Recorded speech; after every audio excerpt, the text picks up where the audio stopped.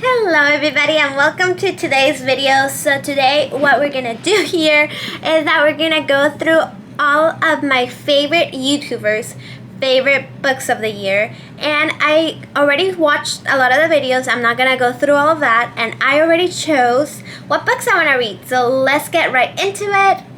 So let's read my favorite YouTubers' favorite books of the year. That's kind of a tongue twister.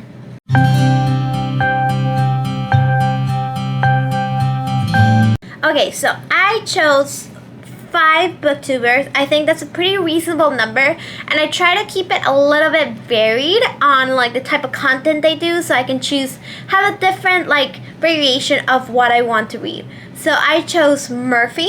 I don't know her channel name. I'm putting the whole channel handle and her picture right here. And then I'm gonna do Books and Lala. She is my absolute favorite. And then I'm gonna do Reagan.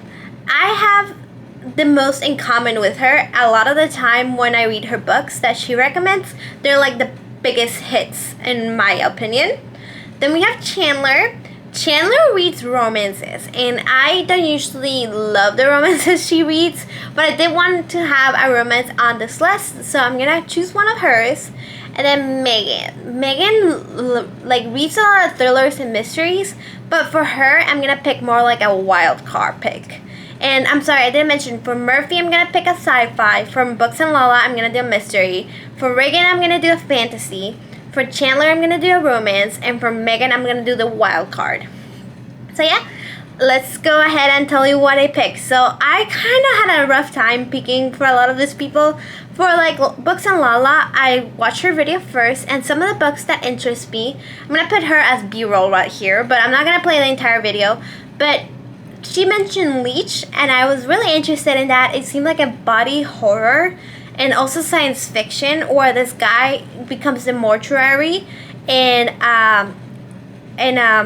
mortuary. He becomes a mortuary, and he starts his body is taken over by this parasite, and he starts having like weird thoughts and more like a communal thinking, and it seemed really weird. It seemed right up her alley. She loves weird books. But I didn't end up choosing that one because there's another book that I've been dying to read that she also really loved, which is Everybody in My Family Has Killed Somebody. So this book is pretty self-explanatory. This guy everybody in his family has killed somebody, and now there's a new murder, and he's trying to solve that mystery. And I actually I'm super looking forward to that book. Lala said that it's Kayla. Her name is Kayla, not Lala. She said that she thinks the writing is really weird for that book, that is kind of like in an omniscient perspective, like very much self-aware, very much like breaking the third wall, and I really love all of those things. So yeah, I'm really excited. And then for Megan was my wild card pick. Honestly, she reads a lot of variety. She likes sci-fi, she likes fantasy, but she likes mysteries and she likes thrillers the best. I almost picked Tress of the Emerald Sea by Sanderson, but I decided to go with a completely different thing, which is Emma. Emma is a Jane Austen book. It's pretty popular. I've read it before, but I read it when I was in my teens, and I don't remember much about it, so I kind of wanted to reread some Jane Austen. I actually love Pride and Prejudice, and some people say that Emma is like a funnier version of Pride and Prejudice. And when I first read this book, I wasn't speaking English pretty consistently, so my vocabulary was a lot less. So now that my English is a lot better, I want to read it because now I think I will understand a lot more and it won't go over my head as much. So yeah, I'm really looking forward to reading that one.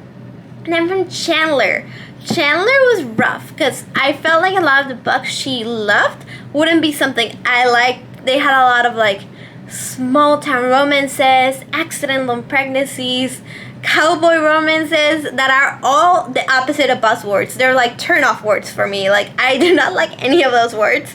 So I was like, damn it, what am I gonna pick? And then I decided that I'm gonna pick The Right Move. This is a book that I actually DNF'd already, which is not a great start, but like I DNF'd it months ago, and it's was mostly because I read a chapter of a bunch of books and didn't end up picking that one. So it wasn't like a hard DNF. Like, I wasn't like, I'm never gonna pick this book again. It was just not the one for me at the time. So now I wanna pick it up and read it. Everybody I've heard talk about this book says that it's incredible. And this is a book about a guy who's a basketball player and a girl who's recently went through a breakup. And she's kind of going through it, but because of that, she needs a place to live. And the basketball player's sister actually offers her to live with her brother. And the brother is not really aware. He's kind of reluctant, but like she lets her move in anyways. He lets her move in anyways, and they start a romance. And apparently he's like amazing. He's like the best love interest ever. And I want to see if he can convince me otherwise, because I read like 3 or 4 chapters of this book before I DNF'd it. So let's see if I can actually love that book. So I think it will be a good second chance for that book. And then for Reagan, I had a lot of different things I wanted to read for her.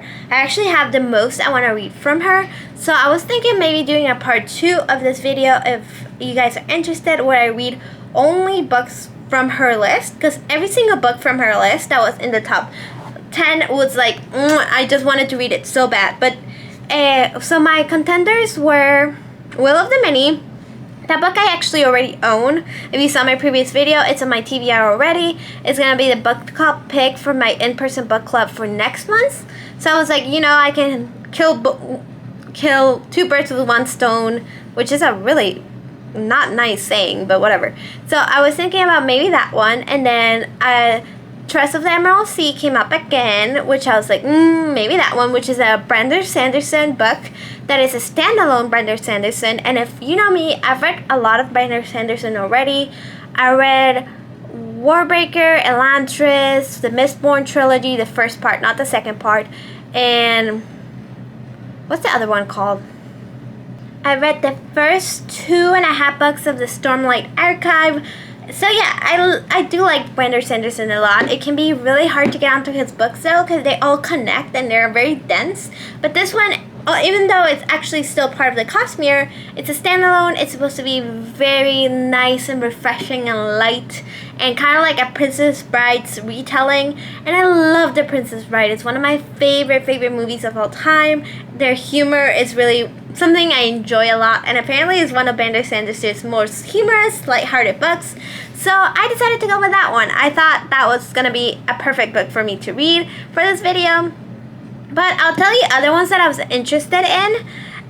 Ancillary Justice and A Desolation Called Peace sounded like incredibly good sci-fi books. So I might go back and read those, as well as the Will of the Many on a next video, because I think Reagan has the best taste in books. So I'm really excited.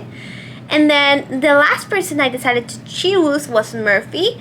Murphy has really good taste in fantasy and sci-fi, but I decided to go with a sci-fi from her, and I chose Dark Forest, which is the book number 2 in the 3-Body Problem trilogy. I don't remember what the actual name of the trilogy is, but I read the 3-Body Problem 2 or 3 months ago for my book club, and I loved it. So I thought this would be the perfect excuse to read the second one, even though the second one is supposed to be like super dense and super hard sci-fi with a lot of science and a big time jump, so that really scares me, but I think it'll be good. So yeah, and the other one that I kind of wanted to read from her was also like, I also wrote down Tress of the Emerald Sea, because everybody had Tress of the Emerald Sea on their favorite books of the year, so I cannot wait to read that book. So yeah, those are the 5 YouTubers that I picked to read from, and yeah, I'll take you on my adventure. Also, now that I remember, I actually already got these books, and I was able to get all of them through Hoopla as Insta borrows through my library, and that is amazing. So if you want to do this as well, Hoopla has every single one of these books as an Insta borrow, so that was amazing, and it was really easy to find them. So yeah, join me reading these books if you want to. Hello and welcome to my car. If you can hear the engine, it's because it's 28 degrees in Georgia and I need the engine running so I can get warm. So basically, I just finished my first book of this vlog. It was the Everybody in My Family Has Killed Somebody. This book is about a guy who goes to a family vacation in a snowy resort. I feel like I've heard so much about this book, but I never really heard the plot. And basically his brother is gonna get out of prison and they're all gonna get reunited in this like family vacation for the first time.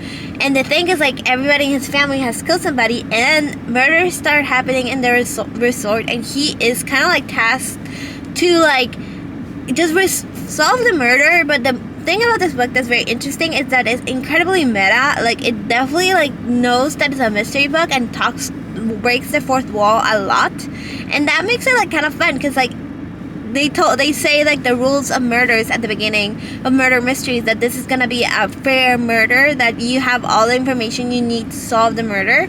And honestly, I think it played a tiny bit dirty. It was still like not something I would have ever come up with. It was not like obvious. Like sometimes like if you watch like criminal shows like Criminal Minds, you know who the murderer is gonna be like pretty easily. I feel like in books it's still pretty hard to solve a lot of the murders. So yeah. So I had a lot of fun. The readability of this book is amazing. Like, I feel like I'm gonna be rereading this book. I wanted to reread it immediately, I'm not gonna lie, but just because like I'm trying to do this vlog, I was like, okay, fine, I'll wait. But yeah, it was incredibly good. Incredibly like just like nice and fun. Something like, even though the title's not light, the book felt very light and funny. And yeah, I loved it, and I gave it 4 stars. I didn't give it the full 5 just because I was a little disconnected from the main character. Like, everything felt so disconnected because you are in that third person perspective. But yeah, I really did enjoy it, and I hope you guys read it. And I'll tell you what, the book that I'm reading next, I already started. It's Emma by Jane Austen. I think because this book is in the public domain, the audiobook that I found was like an amateur audiobook production, which is kind of sucky, but like, you know what, like everybody has to learn somewhere, so like it kind of makes sense that people will like practice their audiobook narration skills with like public domain things. And it's not like incredibly bad, it just has a lot of background noise. So I am gonna keep reading that, and I'll tell you how it goes. And I absolutely love how witty this book is, but it does go over my head a little. It's the birthday girl! Birthday girl, birthday girl, birthday girl, birthday girl. And this is her birthday dinner.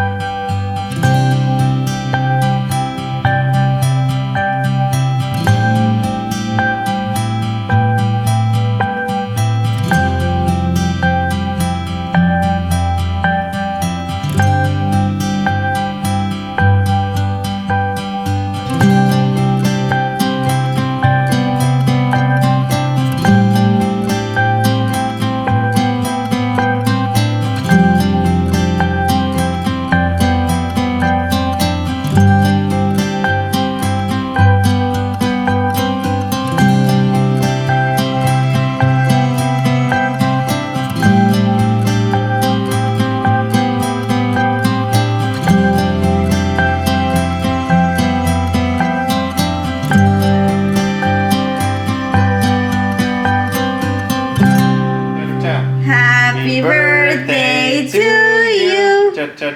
Happy birthday, dear Panda. Elisa Molerte más flores. Happy birthday to you. 1, 2, 3, 4, and 5. Woo! Hello, everybody, and welcome to my couch.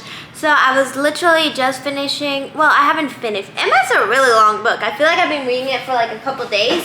I started on Wednesday. My dog is about to do an appearance. Hello. I feel like you never see her. She turned 4 yesterday. I'm pretty sure I put the B-roll of this. Oh, actually you turned 5, not 4. You turned 5, not 4.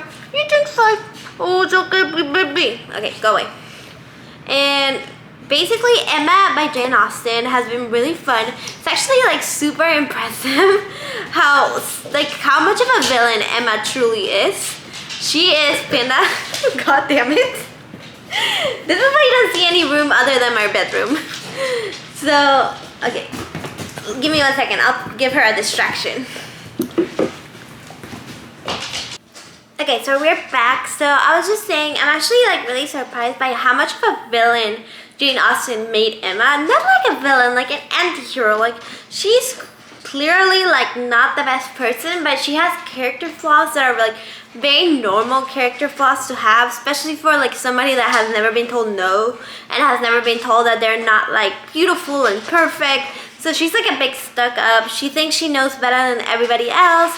She kind of meddles into other people's life, which I feel like is a character trait that a lot of people have that they don't realize that is kind of toxic, like how much manipulation you're doing of everybody else around you. And then she's also kind of like thinks that she is better and like feels like she knows better than everybody else around her.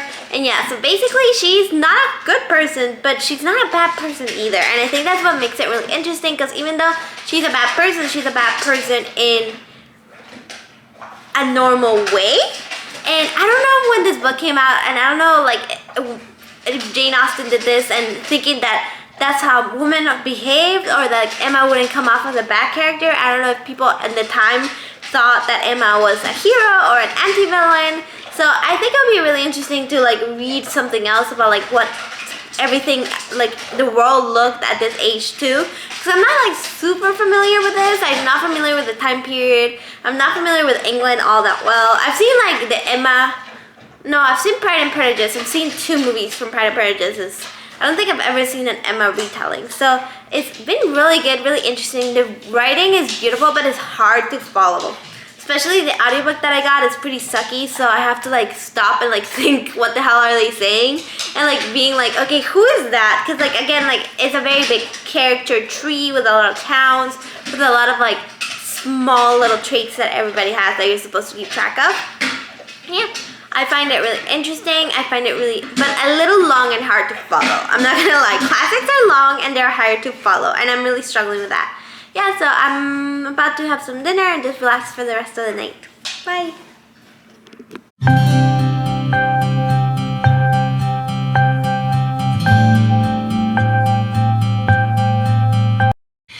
I moved. So I also wanted to talk to you guys about something like super exciting. I think I'm gonna get engaged this weekend. Today, not like today. Today's Saturday, like next weekend. So next Saturday and Sunday. The reasons I know is because we talked about a lot with my boyfriend, and he's been asking me questions that, you know, like boyfriends don't care about, like, oh, like what ring size is that? Oh, like what would you like in an engagement if you were going to get engaged? And I really thought that it was gonna happen last year when we went home for Christmas, which is I guess like 2023 Christmas, but it doesn't feel like last year, but it was last year. And we were at my home with my family, thought it was gonna be like the perfect time. But I kind of made a mistake in that when I told him what I wanted to get engaged, I told him that I wanted it to be very intimate, and like he interpreted intimate as like just the 2 of us. And I interpreted intimate as like not in public, but my family is not public, you know? Like for me, my family is not public, even though like I guess how he could have interpreted them as like not being part of not being intimate. So when we came back, I was like, what happened there? I thought it was gonna happen when I was home for Christmas. And he was like, you told me that you didn't want to happen around people. And I was like, yeah, but I guess I didn't mean my family. Like my family is not people in my head. I don't know, it was weird. But now we're kind of like, okay, so I'm sorry, I didn't realize that's what you meant, but I'm still gonna try to make it super special. And I know that we talked about it being soon, so give me some time and I'm gonna move some stuff around. And I was like, okay, so he's definitely planning it. I don't know what the plan is, but I'm gonna be out of town all week. So I'm gonna be out of town Monday through Friday because I'm gonna be at New York for work. I'm gonna take this vlog on the road with me. It's very boring. I'm not going to New York City. I'm going to Penang, New York, which is basically Canada, and I'm gonna be stuck in a plant for like 5 days. It's gonna be a little miserable. I didn't want to go, but you know, work is work. I have to do what I have to do to earn that money. So yeah, so I'm going, and he was like, oh, like, you know, like give me time to plan some stuff, like. And I was like, ooh, plans and stuff, like what stuff? And then he was like, oh, never mind, just like me and relax with Panda, like nothing big. And I was like, So I'm gonna start recording with the idea that I'm gonna get engaged this week. I will not post this if it doesn't happen because that will be really humiliating. But I'm really excited and I might take you with me because honestly, I know exactly who watches his videos. It's a guy named Suber. It's a girl that has a very long username that I don't really know. I'm gonna put it over here. It's my 2 grandmas and it's my mother and my father. That's the other 6 people that watch these videos. So I'm really excited because it's such a little amount of people that I can make them really intimate for now. So yeah, so I think I'm getting engaged. And I can't tell my mom, and I want to tell her so bad because she calls me. She's like, "Oh, what's going on with your life?" And I'm like, "Nothing." Because again, like I'm not sure, so I can't tell her. So yeah, I'm really excited, and especially now that I'm reading like lovey-dovey books. I'm gonna be reading Emma, of course, which is not a lovey-dovey book, but it's the like Regency era. Just gives me lovey-dovey vibes. And then the other one that I'm reading is one about basketball, Catch On, I don't know.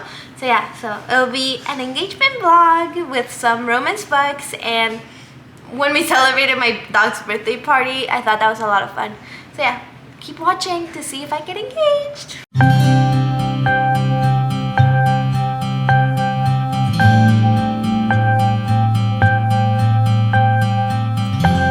Hello and welcome to the start of this vlog, to one of the worst days of my life. It's not even the start of this vlog. I've been filming this stupid vlog. I accidentally went to Rochester, Minnesota instead of Rochester, New York. I'm so stupid. I hate myself so much sometimes. So yeah, that happened. I am in the wrong state. I do have everything planned out. I am in a hotel room in the middle of Minnesota. I feel incredibly dumb and I'm very, very frustrated with myself, but I will live. I'll definitely live. This is something I'm gonna have to overcome. And because of this silly mistake of mine, and especially for a work trip, I hate that this happened for a work trip. I'd rather it happen to like a nice vacation. I'd rather be somewhere stupid when I'm supposed to be on vacation rather than being somewhere stupid when I'm supposed to be working. It drives me freaking crazy. So yeah, I'm in the middle of nowhere, but that's beside the point. This is a reading vlog, and it's supposed to be a reading vlog about the week that I'm supposed to be getting engaged, and that's still gonna probably happen. I just don't know. I just feel like I'm taking so many adults' decisions, and at the same time, sometimes I feel like a child still. And that's kind of crazy. And I feel like that will never stop. I feel like you never truly feel like an adult, but sometimes I truly still feel like a baby. And I'm like, oh my god, I'm still a baby. I'm still like not capable of doing so many things. And it's so frustrating, so frustrating. But I feel like that's just how I feel right now because I made a stupid mistake. And I'll feel better later when I'm not longer in Minnesota. Even though the people in Minnesota are so incredibly... Okay, my camera died right when I was doing that other update. So I just wanted to talk about my stupid Rochester trip. But also, I wanted to talk about how much I read. Because I was stuck in airports for long periods of time today. So I'm almost done with Emma. That book is a lot longer than I thought it was. Especially because I can't process that information from the book at like 2.5 speed. So I'm usually at 2 point something speed. Like I start my audiobooks at 2.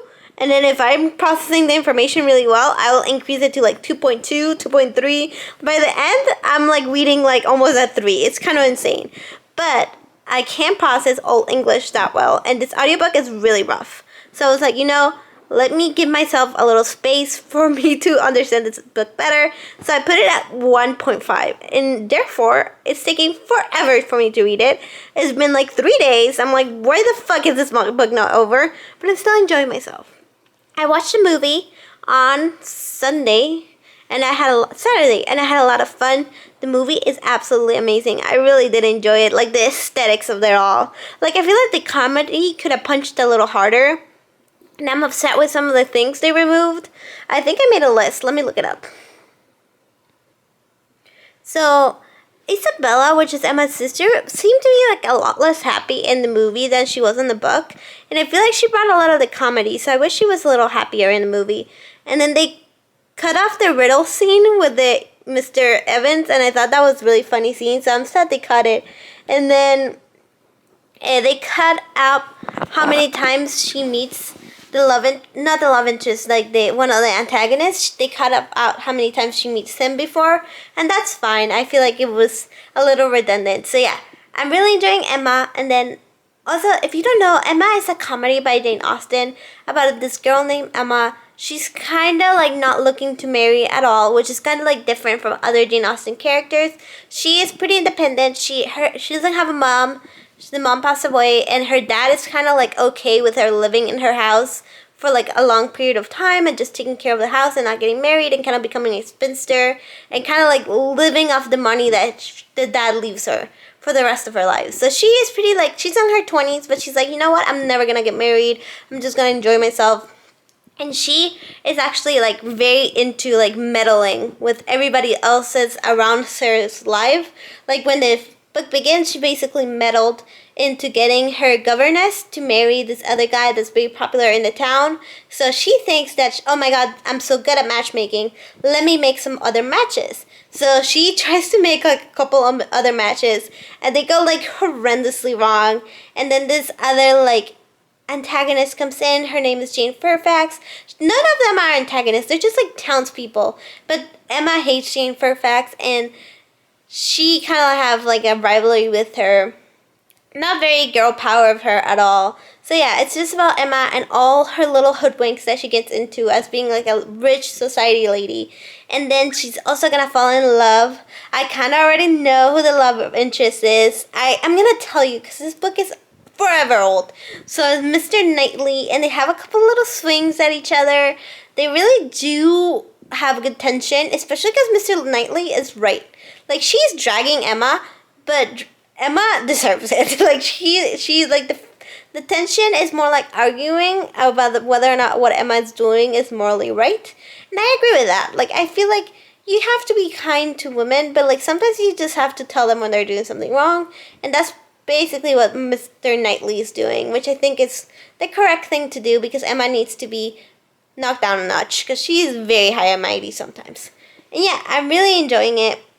It's really, really fun. And then I started Tress of the Emerald Seas, which is the Brandon Sanderson novel, and it's everything I could have wanted and more. It's like so sweet and so romantic and so fairy tale like.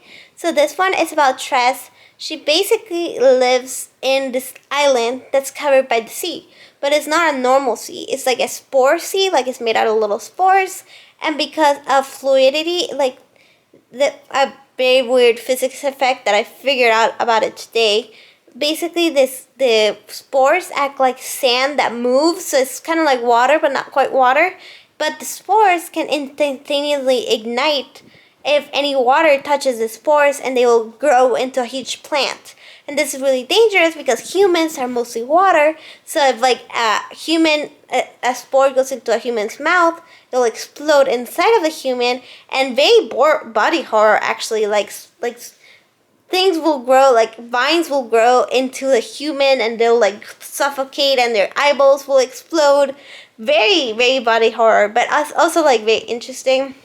And Tress is kind of like living her happy little life. She's very normal, but one day her love interest gets not really kidnapped, like his father like takes him away to get married, and then he never comes back. So she's like, what happened to him? And apparently his father gave him away to like the Wicked Witch. Like, I don't know the name of the witch, but the guy was so adamant about not getting married because the guy is obviously in love with Tress, and he was like ruining all these engagements that the father was trying to make for him, that the father got fed up, and he was like, you know what, whatever, go marry the witch. And he sends him away to marry the witch, and now Tress is gonna go rescue him. It's very Princess Bride coded, and it's very like traditional fairy tale-esque, but with like the Brandon Sanderson humor. More like if you've read Brandon Sanderson's books, it's that specific humor that Brandon Sanderson gives to the character of Hoyt, which is kind of like self-deprecating, and he's like an all-knowing being, so it's kind of like funny, and like he already knows what's gonna happen, so he's kind of having fun with the reader. And yeah, it's a lot of fun. So yeah, that's all the books I read, and I'm gonna go to bed because I have to wake up like at 3 a.m. to get this flight. Excuse me while I eat this stale gummy bear that was in my drawer. So it was in a bag in my drawer. I'm not eating the loose gummy bears over here. I'm disgusting, but not that disgusting. I wanted to update this vlog because I made it back from Minnesota / New York, and I kind of like didn't update you after that. I made it back. I'm home. I'm in LA now.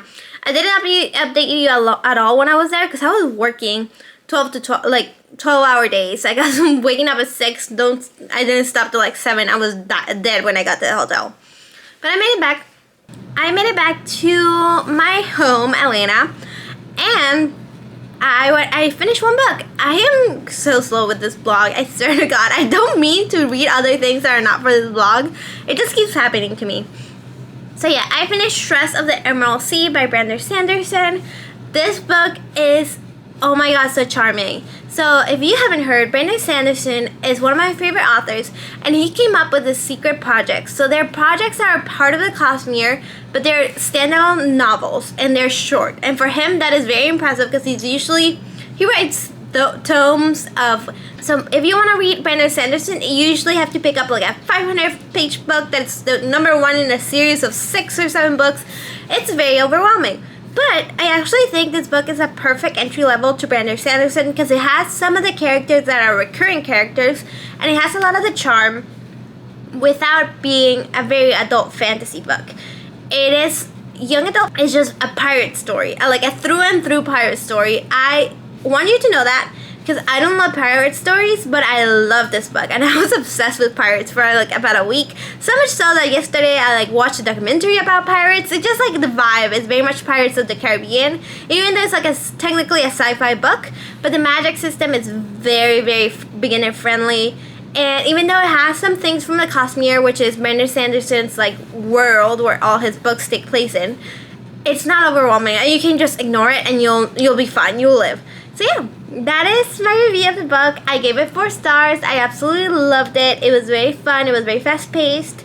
And yeah, I'll catch you up when I read the next one. So hello everybody, and welcome to this I'm sorry. I just came back from my play, and a lot happened in between me going to the play and right now. It is currently sometime in the AM, like probably like 2 a.m. So what happened was that I went to the Hamilton play, and it was amazing. It was everything I could have ever wanted to from the play. Like, and then when I came home, Joy was like, oh, okay, like you just go home. And I was like, oh yeah, I'm so tired, I just want to go to bed. He was like, oh no, but we have like this, like I had reserved this like secret bar for us. And I was like, okay, it's like 11:30 at night, so why are we going somewhere? And he was like, no, but it's like really cool, I want to do something spontaneous. And I was like, I'm not spontaneous, he's not spontaneous, like what are we doing here? But he was like, yeah, like get a nice outfit on, let's go. And I put on a nice outfit, and then we got engaged. I have videos of it. Here, witness the video. Isn't it amazing? So honestly, this has been the best night of my life, and I don't care. The Hamilton play was good. It was so good. It was so good. I cried for 2 hours. And then the engagement was good. I cried for more time. And then I had a wonderful, wonderful drinks with my future in-laws, and it was so much fun. And I've just been crying for the past 24 hours of my life, and now I have this. And oh my God, I don't know what to do with myself. I'm gonna go to bed because I'm also like 7 drinks in. This is not a responsible video that I'm taking right now, and I'm so excited. You can barely see my eyes anymore, but I'm very excited. Bye. Hello and welcome back to my room. Like, you like my shirt? It's a pork chop. It's an emo pork chop. So I just got done doing my hair. We're going to a Super Bowl party tonight, but we're getting there super early because it's at Joy's parents' house, so we're just gonna eat and it's gonna be so much fun. And I want to finish this video because I just finished The Dark Forest. Okay, so I just finished The Dark Forest, by Shinru Liu. So this one is a sequel to a book I really loved last year, which is The Three Body Problem. And basically I'm just gonna tell you what The Three Body Problem is about. It is about this guy who he is a scientist, but he's kind of just like going with the flow and not very important in the world of science. But he starts noticing that a lot of his peers start committing suicide because their scientific principles that they were studying no longer apply to the laws of the universe. And he simultaneously kind of finds this like kind of like cultish thing around a video game called The Three Body Problem. And it kind of depicts the video game depicts another world where the world is constantly being destroyed by these three suns that keep constantly destroying the world over and over again. So he has to discover what are the secrets of the video games, infiltrate the cult, and also discover why all the scientists are killing themselves. And honestly, that book is insane and it opens so many doors. And this book is even more insane. Like, this book expands the world so much, and it was incredible. It's a lot less science heavy. I feel like in this world it's more philosophical than sciencey. Like, they don't solve the problems with science anymore because of the previous book where all scientific innovation is no longer working. So here you have to figure out how to do things with the current science and how to advance society with the current science. And it is amazing. The only thing is that I'm really, really sad about how this author is terrible at writing women. He really is the worst at writing women. I've never seen such an atrocious, like, blatantly, like, writing a woman, like, in the women fall into three categories, like the matriarchal woman, who is basically like just very knowledgeable, and then the evil woman that's just like generically evil, and then the woman who's like a dream pixie girl, basically like a manic pixie dream girl, who's only there to kind of be like arm candy to the man.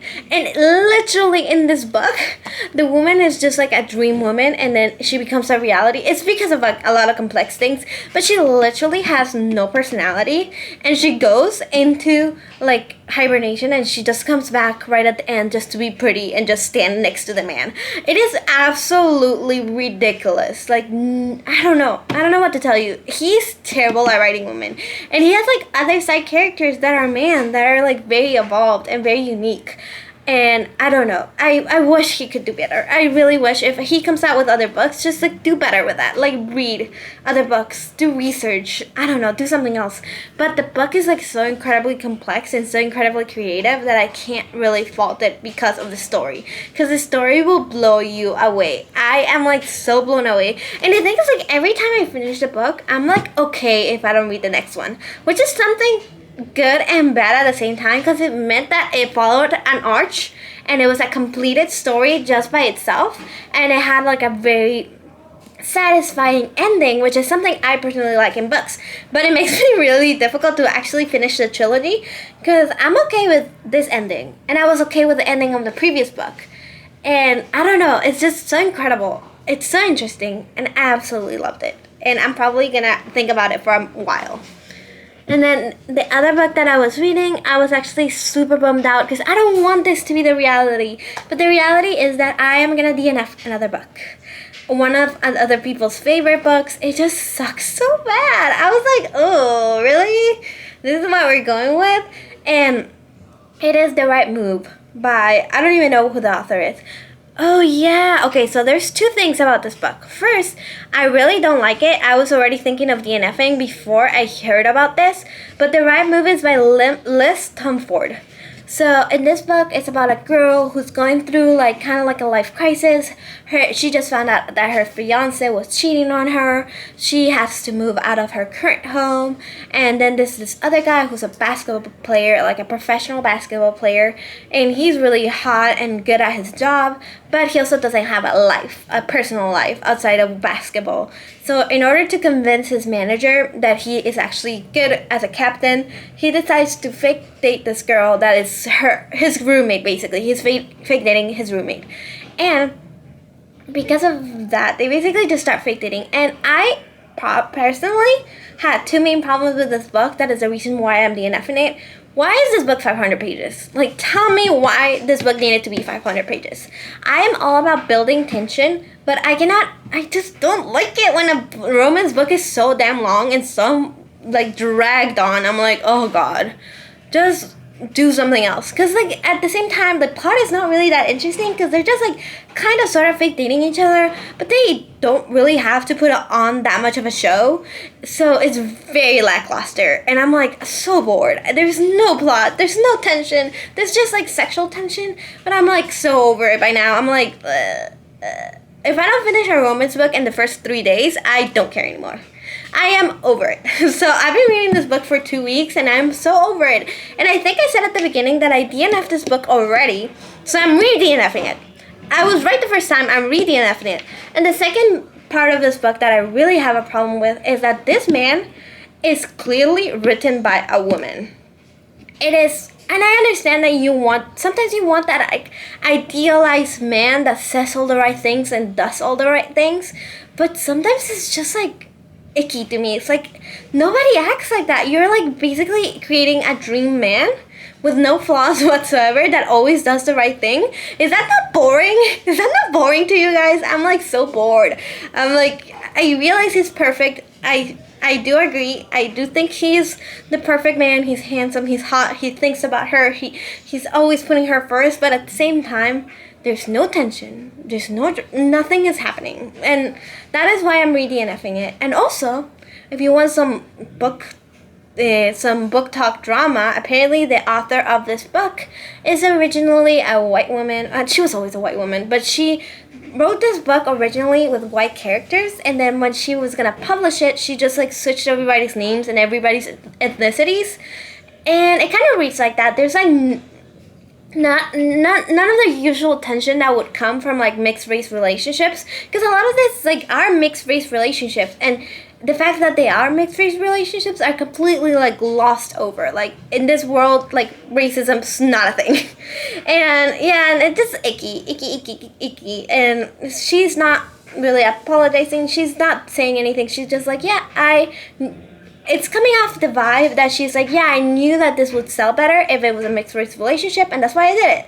And it's not ideal when somebody just does things for selling more books' sake instead of having like a purpose behind it and an idea and a passion behind it. So I was already gonna DNF this book before I heard about this, and I had already been reading it forever now. So when I heard that, I was like, you know what, I'm not enjoying myself, and I'm just gonna DNF it because now I have even more of a reason to. So yeah, those are my 2 books. And yeah, did you see my ring? Did I ever show it to you? Look at it. I got engaged. I think I put some videos about me getting engaged before this, so I think we're good. So yeah, that is it. I'm tired and I need to put my makeup on. And I need to do my bangs differently. So yeah, that's it. Bye. Love you guys. See you in the next week.